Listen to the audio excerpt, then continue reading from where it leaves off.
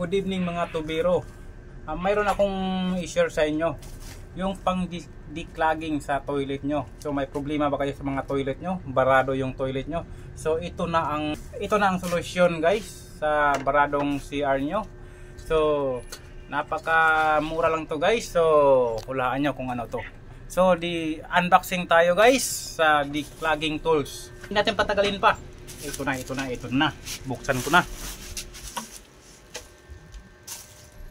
So ito na yan guys, yung sinabi kong declogging tools. So hindi ka na mahirapan guys kung magkaroon ng problema yung toilet ninyo.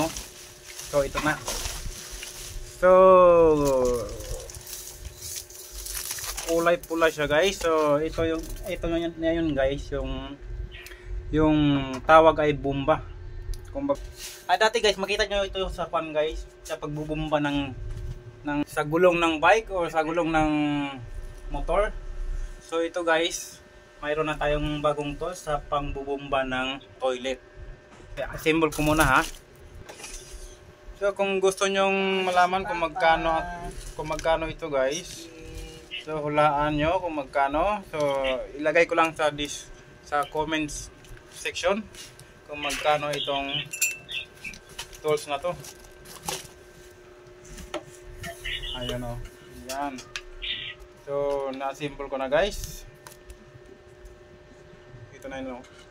So hulaan nyo kung magkano. Teng.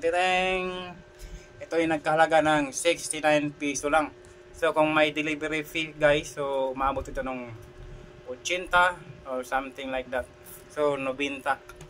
So kung hindi ako nagkamali, nakalimutan ko na yung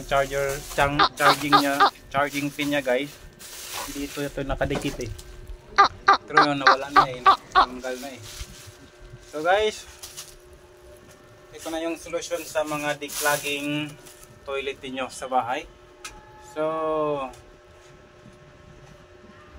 kung gusto niyo magbili guys dito sa tools na to, so i-click lang sa comment section para makabili ka na agad. Huwag ka nang patupik-tumpik pa, bili ka na para problema mo ay solusyon na. Thank you guys, thank you for watching. So Alex A Vlog, thank you.